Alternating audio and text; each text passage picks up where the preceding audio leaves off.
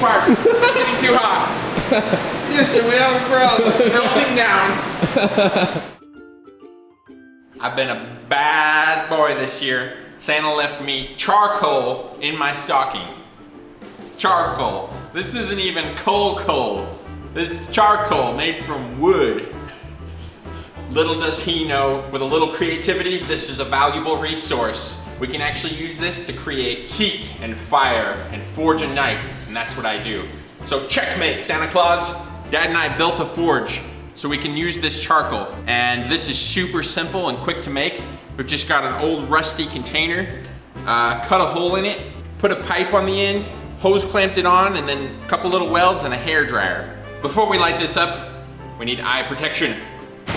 Eye protection. Let's go. Let's use this charcoal that Santa thought he was punishing us with for being a bad boy, but he was actually blessing us.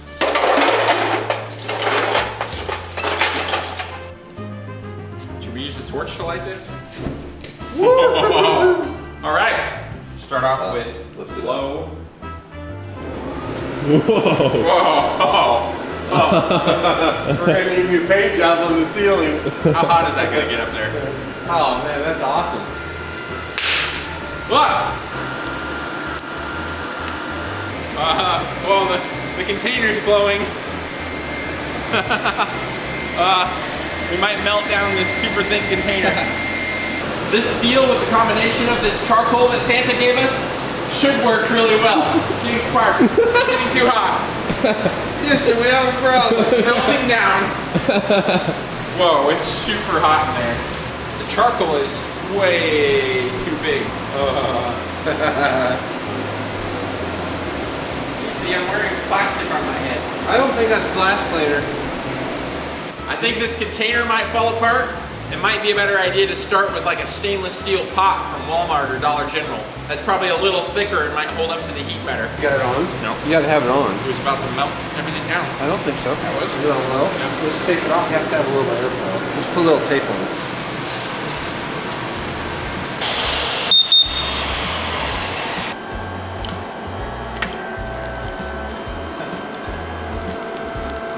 Let's see if it's hot.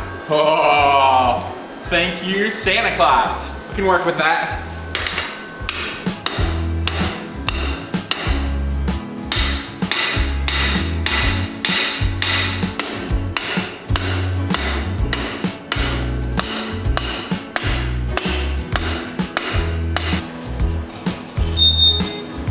Safety first. That thing's working great. Definitely not any issue getting enough heat. No, I can't put it on here. I cleaned it. I cleaned it with Windex. It's impregnated with epoxy and stuff.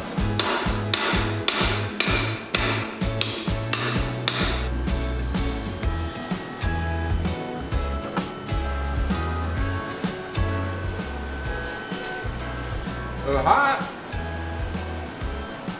Thank you, Santy. Why does that taste so good? Does that taste better than it would if you just grilled it? No, it's cold fire.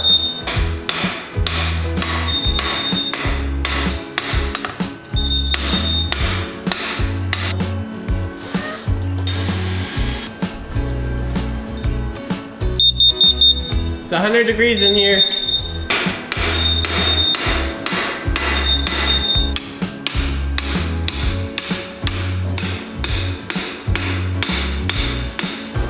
Yep. Get sucked in. Yeah, hold still. Ready? And go.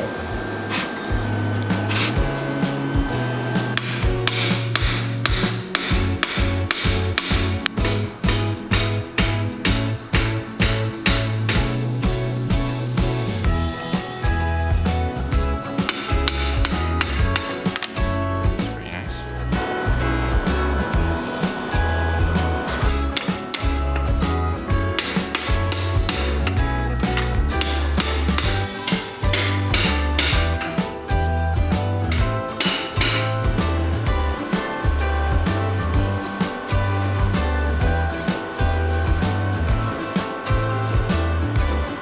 The forge is still running, so slice like now to make sure we don't burn the shop down. Need more charcoal.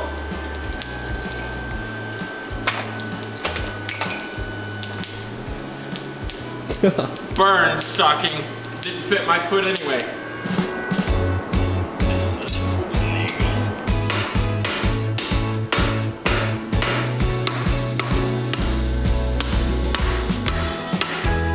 Yeah, this is looking like a really good knife, isn't it? Like, Kyle, you forgot to forge the tang the right direction. I have a plan. Never done this before, but we'll see if I can pull it off. Right now, it's not looking great.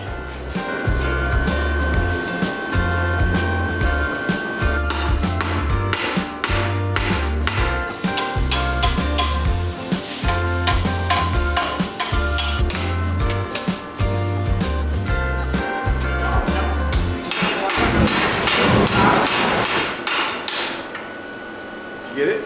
Yeah, I got it.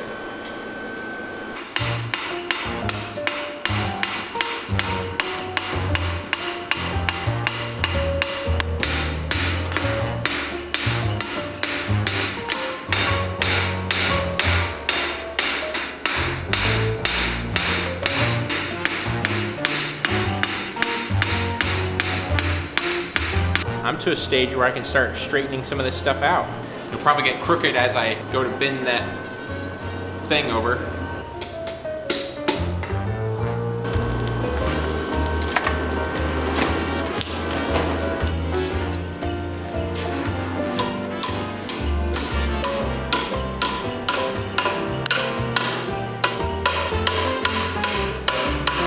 There we go.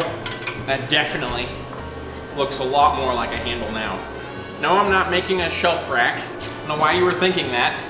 That would be kind of cool. Like that, and it's like blades on the bottom. Might be dangerous when Make it actually sharp. Might be dangerous when you're reaching in under the second shelf. Yeah.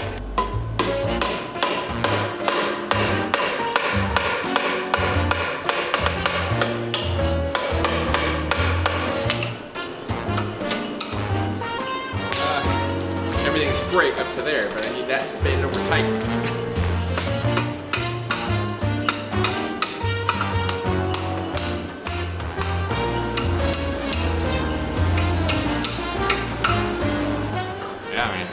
I like that quite a bit. It's gonna be comfy. Yeah, there's probably a better way to hold this. Blade looks nice and straight.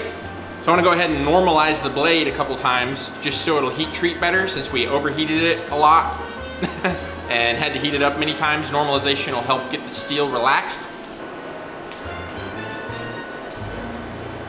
This is how I normalize with the forge. The other forge, I turn it off and like use the cooling temperature as it goes. That should be right around 1500 degrees or so. I'm gonna let it cool and then normalize it one more time at like 1400. 16, 15, 14. There we go. Still looks straight. Got the blade all forged out. I'm gonna go ahead and start grinding the edge bevels in. I'm also gonna grind this little bit of extra metal off and get it out of the way a little bit too. But before we do that, go check out the course that we just launched. This thing goes in-depth detail on how to make this beautiful plain carbon buoy. If you want to take your knife making to the next level, check it out. Link is in the description.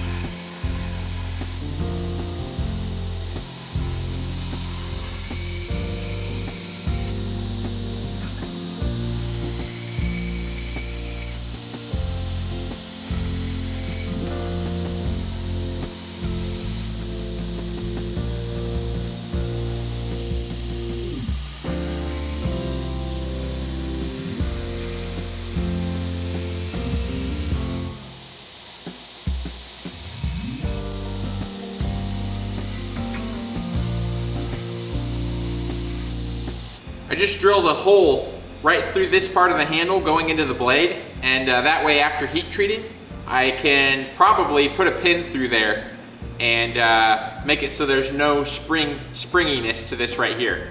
I'm gonna go ahead and get this bad boy hardened up, and we're gonna heat this thing up to about 1500 degrees and quench it in some Parks 50 oil to harden it.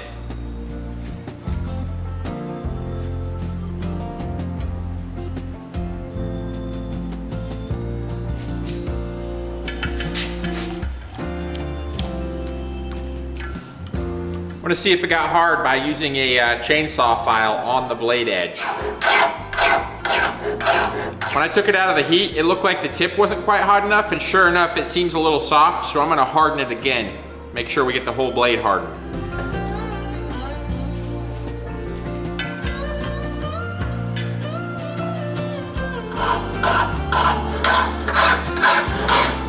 It got nice and hard that time. I'm gonna go ahead and grind the scale off, and then we can temper this thing. Tempering will take away some of the hardness and make the blade tougher. So you need a fine balance of hard and tough.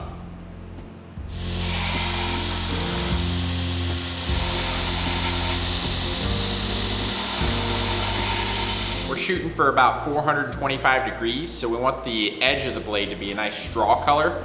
An easier way to do this, if you wanted to take the time, is to temper it in an oven at 425 degrees for like 2 hours. I don't have time for that right now because I'm on a deadline and I gotta get this thing done.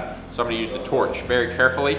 Have a bucket of water here. The heat starts crawling towards the edge too quickly and getting too dark. I can cool it down and take a second take.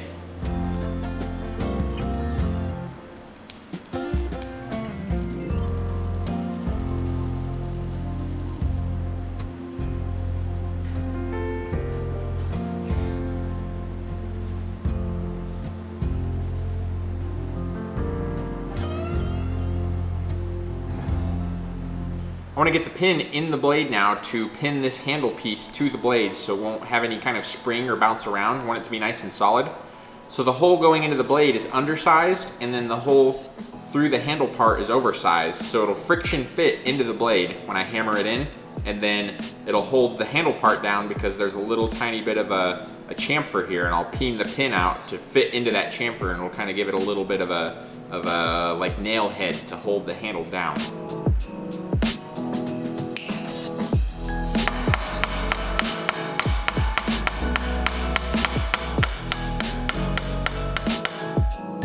So the first pin I put in there didn't really work. It was nickel silver. I was thinking soft would be good, but I couldn't really hammer it down into that undersized hole very well. It just kind of smushed out.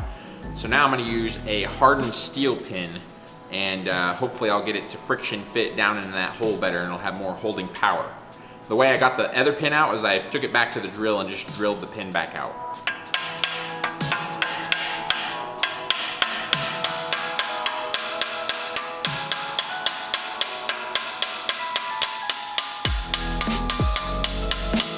That worked really well. Now there's no spring to this bit of handle that comes over here. Now we can go ahead and do our final grinding on the blade, and then I have a fair amount of grinding I want to do on the handle still too, to get this thing finished up.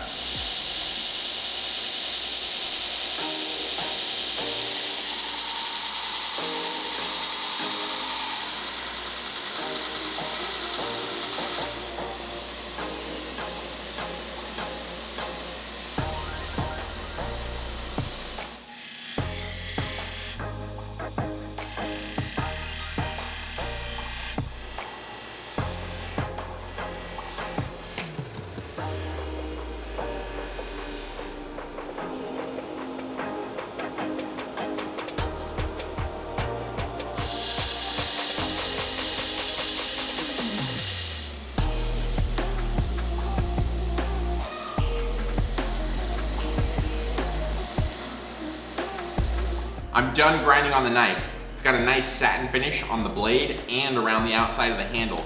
I ended up putting quite a bit of a dome to the handle, so it's really comfortable to hold, and it also got rid of a tiny bit of weight that was there from the extra metal. All we've got to do to this thing to get it finished is sharpen it. I'm gonna use this diamond coated hone for sharpening engraving chisels, just because it's quick and easy for me to use. But if you don't have access to something like that, you can easily use a really cheap Norton India stone, and a lot of these stones will have like a coarse side and a fine side. You do the same exact concept. You just have to hold your angle a little more steadily on a manual stone versus this one that's going to turn slowly.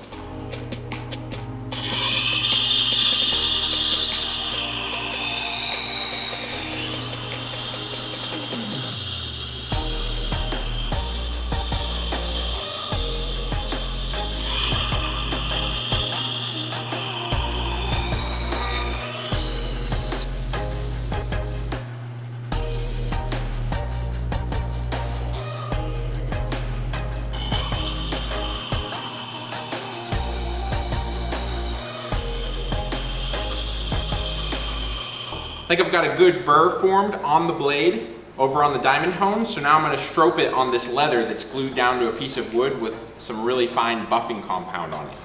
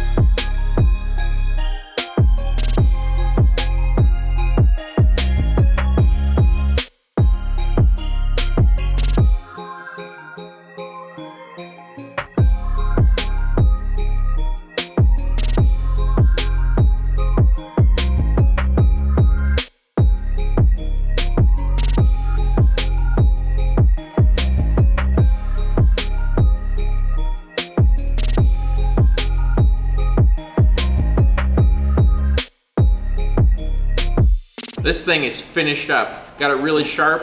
I'm super happy with it. The handle's very comfortable. The handle design was kind of inspired by Lin Ray, who does what he calls an X-ray.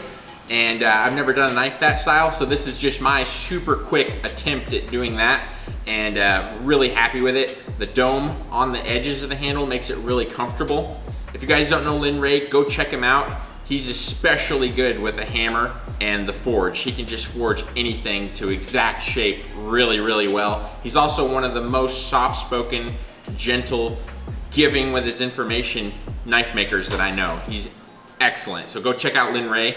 The forge Dad and I made in like 15 minutes ended up working really well. And it was basically free. It was like an old rusty container that like had popcorn or something in it, I think last Christmas. Don't overcomplicate it. If you want to start forging something, but you're trying to get the perfect forge setup or anything, and it's causing you to hesitate and maybe not actually get to forge because you want to make the perfect hot forge right away, don't worry about it. Just start with something fun. That thing took 15 minutes to make and it worked really well. And it was basically free. So you can definitely get yourself into forging really easily with something like that. Get a piece of metal and a hammer to beat on your steel and you're set. I also want to thank Santa Claus because he thought he was going to punish me for being a bad boy this year and give me charcoal. Little did he know we could actually use that and make a knife. So thank you, Santa Claus. Thank you so much for watching, and I'll see you in the next video. Bye-bye. No, I'm Stand fine. over here. I'm fine. I just Stand feel like over it looks Just weird. stand somewhere. 1, 2. Come on, Dad, get in the position. I was getting pushed Okay. around. Aw, you poor baby. Where do you want me? Okay. So Merry Christmas and then add Happy New Year after like a couple second pause. Only we wave after we're done. Okay. 1, Bye-bye. 2, 3. Merry Christmas and Happy New Year!